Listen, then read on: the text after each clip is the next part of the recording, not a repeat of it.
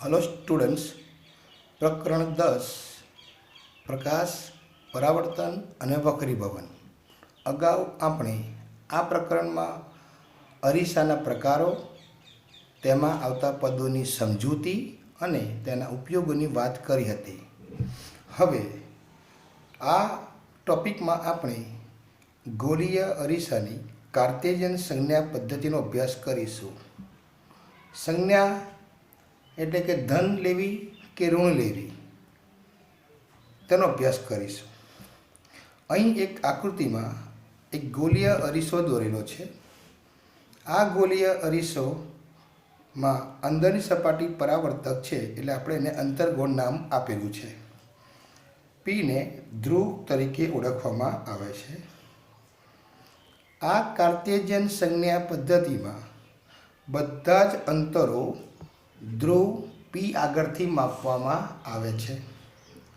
અહીં ધ્રુવ પીને ઉગમ બિંદુ તરીકે ગણવામાં આવે છે. ઉગમ બિંદુ તરીકે ગણવામાં આવે છે. ધ્રુવ પીની સાપેક્ષે બધા જ અંતરો આ મુખ્ય અક્ષ ઉપરથી માપવામાં આવે છે. બધા જ અંતરો મુખ્ય અક્ષને સમાંતર માપવામાં આવે છે. વસ્તુ અરીસાની ડાબી તરફ હોય છે, એટલે વસ્તુ પરથી આવતા પ્રકાશના કિરણો આ વસ્તુ છે, જેનું નામ આપણે અગાઉ પણ એ અને બી એવું નામ આપેલું છે. તો આ છે વસ્તુની ઊંચાઈ, એવું કહી શકાય. વસ્તુની ઊંચાઈ આકૃતિમાં જોવા જઈએ તો એથી બીને વસ્તુની ઊંચાઈ કહેવાય, અને પીથી બીને વસ્તુ અંતર કહેવાય. પી બી વસ્તુ અંતર, અને પીથી અહીં બી ડેશ કહી શકશો કે સીથી દૂર મૂકેલી વસ્તુનું પ્રતિબિંબ ક્યાં મળશે? સીથી દૂર મૂકી છે એનું પ્રતિબિંબ લગભગ આપણને આ જગ્યાએ ભણાવી ચૂક્યા છે આપણે. સી અને એફની વચ્ચે મળે છે. હા, હવે આપણે આગળ વાત કરીએ પ્રમાણે કે વસ્તુ અરીસાની ડાબી તરફ છે, એટલે વસ્તુમાંથી આવતા પ્રકાશના કિરણો અરીસા ઉપર કંઈક આ રીતે પડશે. ડાબી બાજુથી આમ જમણી તરફ જશે. જોઈ શકો છો, ડાબી બાજુથી જમણી તરફ જતું એક આપણે કિરણ બતાવ્યું છે. એટલે આ માર્ગને આપણે આગળ વાત કરીએ પ્રમાણે આપાત કિરણની દિશા એવું કહીશું. આપાત કિરણની દિશા. આ કિરણ જો અરીસાને પાર કરીને પેલી બાજુ આગળ જતું રહે બીજી બાજુએ, તો એ આ રીતે આગળ વધશે. તો આને પણ આપણે આપાત કિરણની દિશા જ ગણીશું. હવે તમે કયા પ્રમાણે બધા અંતરો ધ્રુવ પરથી એટલે કે ધ્રુવની સાપેક્ષે આ મુખ્ય અક્ષ પર માપવામાં આવે છે. એટલે પીથી આ બી સુધીનું અંતર વસ્તુ અંતર છે. જો આપણે વસ્તુ અંતરને માપવું હોય તો આ પીથી આપણે આવરી દિશામાં આમ ઉલટી દિશામાં જવું પડે. એટલે આપણે આપાત કિરણની વિરુદ્ધ દિશાનું અંતર કહેવાય. આપાત કિરણની વિરુદ્ધ દિશાનું અંતર એટલે આપણે કહીશું ડાબી તરફનું અંતર. ડાબી તરફનું અંતર. આપણે કહ્યું એ પ્રમાણે કે ડાબી તરફનું અંતર હોય તો એને આપણે ઋણ ગણાય. કારણ શું કે એક નિયમ છે કે આપાત કિરણની દિશામાં માપવામાં આવતા અંતરો ધન હોય છે. આપાત કિરણ આકી લખીએ ટૂંકમાં આપણે. આપાત કિરણની દિશાના અંતરો એટલે કે દિશામાં મપાતા અંતરો ધન. આપાત કિરણની દિશામાં મપાતા અંતરો ધન હોય છે. અને એ જ પ્રમાણે આપાત કિરણની વિરુદ્ધ દિશામાં મપાતા અંતરો ઋણ ગણવામાં આવે છે. ઋણ. હવે તમે જોઈ શકો છો કે આકૃતિમાં પીથી બી તરફનું અંતર ડાબી તરફ છે, એટલે ડાબી તરફના અંતરો કયા પ્રમાણે ઋણ. પણ જો આ દિશા આપાત કિરણ દિશા ગણીએ તો આ કહીએ છીએ જમણી તરફના અંતરો. જમણી તરફના અંતરો જે આપાત કિરણની દિશામાં જઈ રહ્યું લાગે છે, એટલે આ અંતરોને આપણે ધન અંતર એવું નામ આપી શકાય. આપાત કિરણ દિશામાં આપાત અંતરો ધન. એ પ્રમાણે બે વાક્યો કયા આપણે. તો અહીં આગળ વસ્તુ ડાબી તરફ છે એટલે આપણે કહી શકીએ કે વસ્તુ સુધીનું અંતર અરીસાના ધ્રુવથી ડાબી બાજુ આ વસ્તુ સુધીનું અંતર આપણે ઋણ ગણીશું. વસ્તુ સુધીનું અંતર ઋણ. અને આ ઉપરનું જે પ્રતિબિંબ સુધીનું અંતર છે આપણે આ પ્રતિબિંબ સુધીનું અંતર એ પણ આ બંને ડાબી તરફ આવશે. પ્રતિબિંબ અંતરને વી એ ઋણ ગણાય. વસ્તુ અંતર યુ એ પણ આપણે ઋણ, કારણ કે વસ્તુ હંમેશા ડાબી તરફ હોય. ડાબી તરફમાં મપાતા અંતરો ઋણ. વસ્તુ હંમેશા ડાબી તરફ હોય. આ છે પ્રતિબિંબ. પ્રતિબિંબ અને પ્રતિબિંબની ઊંચાઈ એ જોઈ શકો છો ઉલટી છે. પ્રતિબિંબની ઊંચાઈ ઉલટી છે એટલે પ્રતિબિંબની ઊંચાઈનું આપણે નામ આવ્યું છે એચ ડેશ અને વસ્તુ ઊંચાઈનું નામ આવ્યું છે એચ. હવે આપણે વાત કરીએ કે વસ્તુ અંતર ડાબી તરફ હોવાથી વસ્તુ અંતર ઋણ ગણવામાં આવે છે. વસ્તુ અંતર યુ હંમેશા ઋણ ગણવામાં આવે છે. પ્રતિબિંબ અત્યારે આપણને ડાબી તરફ દેખાય છે એટલે પ્રતિબિંબ અંતરને આપણે વી કહેવાય. તો પ્રતિબિંબને પણ આપણે ઋણ જ ગણીશું. એટલે ડાબી તરફ હોવાથી પણ પ્રતિબિંબ જો જમણી તરફ હોય, આ પ્રતિબિંબ ડાબી તરફ છે એટલે આપણે એને ડાબી તરફ છે એટલે એ પણ આપણે કયા પ્રમાણે ઋણ ગણીશું. ઋણ. પણ જો આ પ્રતિબિંબ જમણી તરફ હોય તો એનું અંતર વી પોઝિટિવ ગણવામાં આવે છે. તો આ વાત કરીએ આપણે અંતરોની. આ જ પ્રમાણે આપણે આ કાર્ટેશિયન સંન્યાસ પદ્ધતિની અંદર ઊંચાઈની પણ વાત કરીશું. ઊંચાઈની વાત કરીએ તો મુખ્ય અક્ષની ઉપર તરફની ઊંચાઈ, આ મુખ્ય અક્ષ છે એની આ ઉપર તરફની ઊંચાઈ વસ્તુ ઊંચાઈ હંમેશા પોઝિટિવ હોય છે. જ્યારે મુખ્ય અક્ષની આ નીચે તરફની ઊંચાઈ તમે જોઈ શકો છો પ્રતિબિંબ ઉલટું છે. નીચે તરફની ઊંચાઈ એચ ડેશ એ આપણે ઋણ ગણીશું. ઋણ. તો ઊંચાઈની વાત કરીએ તો કયા પ્રમાણે મુખ્ય અક્ષની ઉપર તરફની ઊંચાઈ, ઉપર ઊંચાઈ એ ધન ગણાય, ધન પોઝિટિવ. અને મુખ્ય અક્ષની નીચેની ઊંચાઈ એ ઋણ ગણાય છે. તો ચાર શબ્દોની સમજૂતી આપણા હાથમાં આવી ગઈ કે આપાત કિરણની દિશામાં મપાતા અંતરો ધન, આપાત કિરણની વિરુદ્ધ દિશામાં મપાતા અંતરો ઋણ, મુખ્ય અક્ષની ઉપર તરફની ઊંચાઈ ધન અને મુખ્ય અક્ષની નીચે તરફની ઊંચાઈ ઋણ હોય છે. અહીં આગળ પ્રતિબિંબ વસ્તુનું પ્રતિબિંબ. જો પ્રતિબિંબ ચત્તુ હોય, તો આપણે કહી શકીએ કે એની ઊંચાઈ ધન ગણી. અને પ્રતિબિંબ જો ઉલટું હોય એટલે કે ઊંધું હોય તો એની ઊંચાઈ ઋણ ગણવામાં આવે છે. તો આ રીતે આપણે અંતર્ગોળ અરીસામાં કાર્ટેશિયન સંન્યાસ પદ્ધતિનો અભ્યાસ કરી, જેમાં આપણે વસ્તુ અંતર, પ્રતિબિંબ અંતર, વસ્તુ ઊંચાઈ અને પ્રતિબિંબ ઊંચાઈના શબ્દોની સમજૂતી મળી. એક વસ્તુ યાદ રાખજો કે વસ્તુ અંતર યુ, આ યુ હંમેશા નેગેટિવ હોય.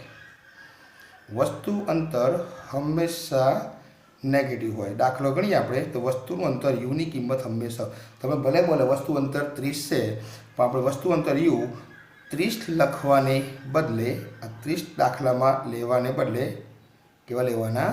-30 લેવાના. અને પ્રતિબિંબ જો શબ્દો બોલશે, વસ્તુ કે પ્રતિબિંબ તમને આભાસી મળે છે. પ્રતિબિંબ કેવું મળે છે? આભાસી મળે છે. આભાસી. તો આભાસી શબ્દ આપણને શીખવાડે છે કે એની ઊંચાઈ આભાસી હોય તો એની ઊંચાઈ હંમેશા પોઝિટિવ.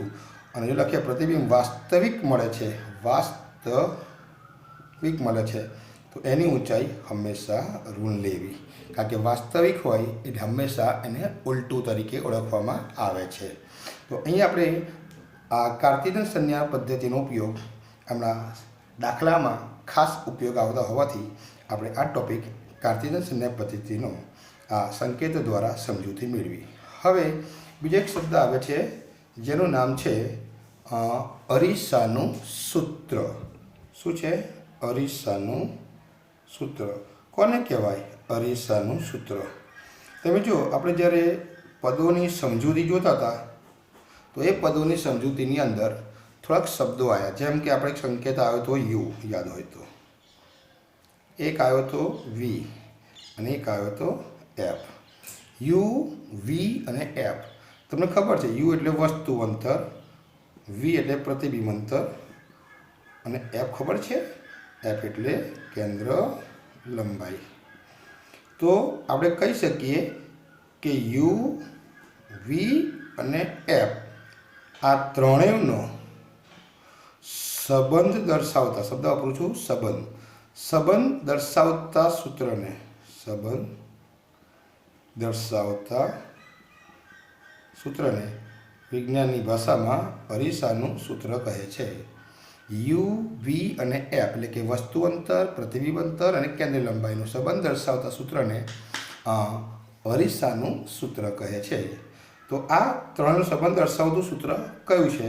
તો કંઈક આવું છે, 1/f is equal to 1/v plus 1/u. તો આ સૂત્રને અરીસાનું સૂત્ર તરીકે ઓળખાય છે. એ અંતર્ગોળ અરીસો હોય કે પછી બહિર્ગોળ અરીસો હોય કે સમતલ અરીસો હોય, દરેક માટે આ સૂત્ર પડે છે, જેમાં આ વચ્ચે પ્લસ ચિહ્ન આવે છે અરીસાના સૂત્રમાં, 1/f વી અને યુ.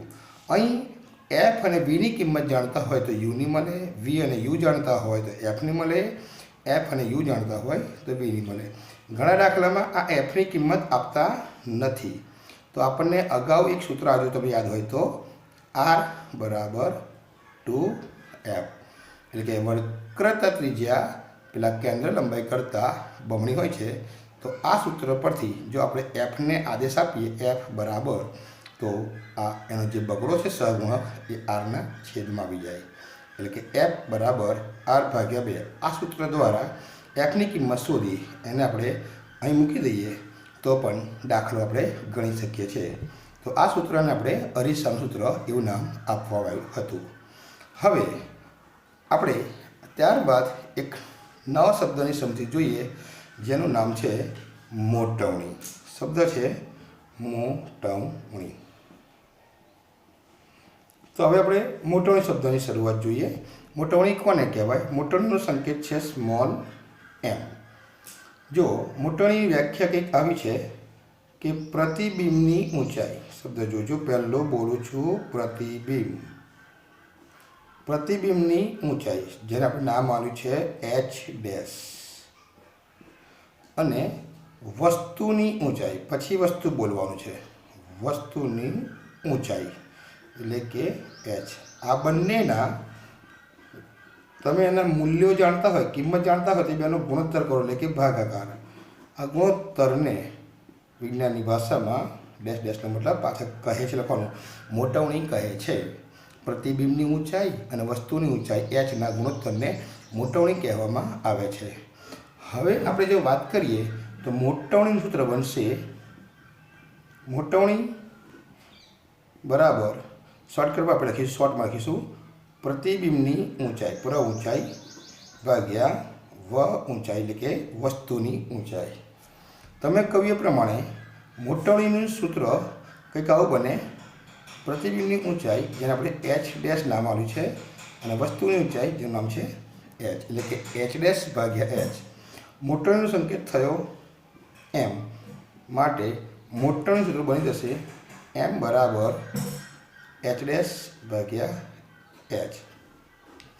તો આ રીતે મોટવણીનું આ સૂત્ર મૂકીને પણ તમે દાખલો મોટવણીનો ગણી શકો છો, જેમાં પ્રતિબિંબની ઊંચાઈ અને વસ્તુની ઊંચાઈ જાણતા હોય તો બંનેનો ભાગાકાર કરવામાં આવે તો મોટવણી મળે.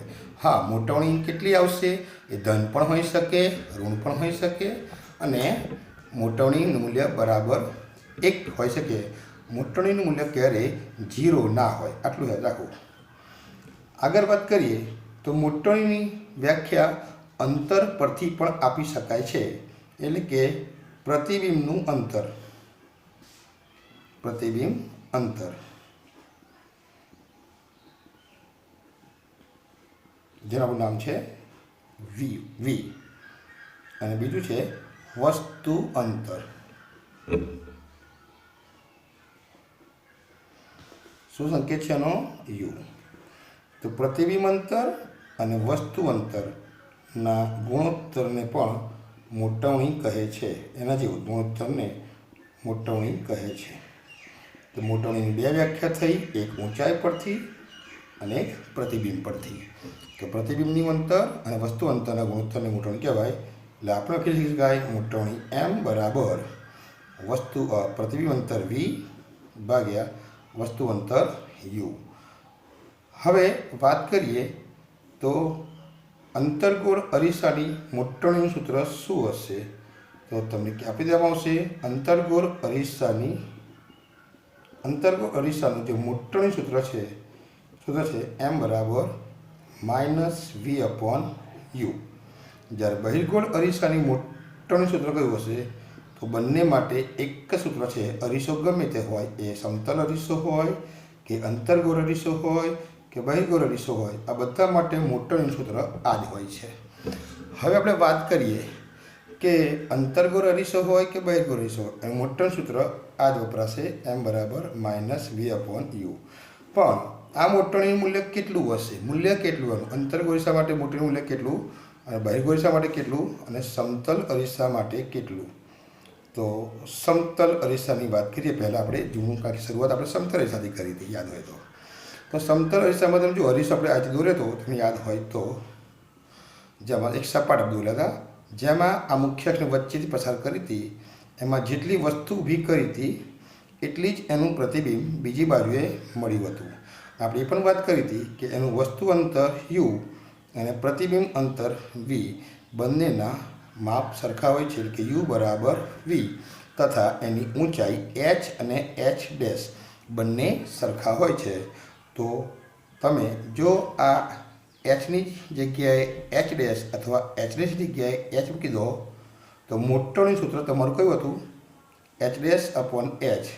એટલે કે તમે આ hની જગ્યાએ નીચે તમે h ડેશ મૂકી દો તો એની મોટવણીનું મૂલ્ય તમે જોઈ શકો છો, બંને ઉડી જાય એટલે બરાબર કેટલું આવશે? 1 આવશે. તો તમે બોલી શકો છો કે સમતલ અરીસાની મોટવણી બરાબર 1 હોય છે. તો આ રીતે સમતલ અરીસાની મોટવણી મૂલ્ય m બરાબર 1. સમતલ અરીસાની મોટવણી m બરાબર 1 હોય છે. બહિર્ગોળ અરીસાની વાત કરીએ આપણે તો બહિર્ગોળ અરીસામાં પ્રતિબિંબ કેવા મળે? આપણે ખાસ ભણ્યા હતા અંતર્ગોળ અરીસો. બહિર્ગોળ અરીસામાં પણ ભણાવ્યું હતું, જેમ આપણે જોયું હતું વસ્તુને ગમે તે સ્થાને મૂકવામાં આવે, ગમે તે સ્થાને, તો એનું પ્રતિબિંબ આપણને વસ્તુ કરતાં હંમેશા નાનું મળે. આ રીતે યાદ હોય છે ને? અને એ પણ કઈ મળતું હતું? પેલા f અને pની વચ્ચે જ મળે.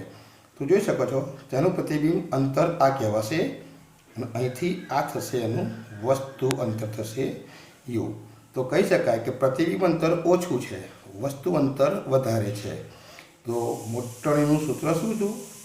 જો ઊંચાઈની ભાષામાં જુઓ તો h અહીં મોટી છે અને h ડેશ એ નાની છે, બરાબર ને? આ h ડેશ નાની છે, એટલે કે પ્રતિબિંબની ઊંચાઈ પણ નાની છે અને પ્રતિબિંબનું અંતર પણ નાનું છે.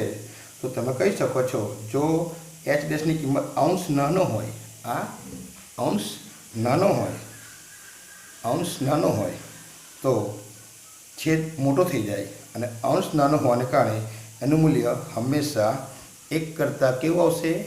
તો એ નાનું કે મોટું? તો બહિર્ગોળ અરીસાની મોટવણીનું મૂલ્ય કેવું બોલવું આપણે? હંમેશા 1 કરતાં નાનું, કારણ કે અંશ નાનો થઈ ગયો ને. તમે જોઈ શકો છો મોટવણીનું સૂત્ર શું હતું? 2 રીતે હતા. એક આપણે આ રીતે લખેલા છે આપણી પાસે, એક આ હતું h ડેશ ભાગ્યા h અને v/u.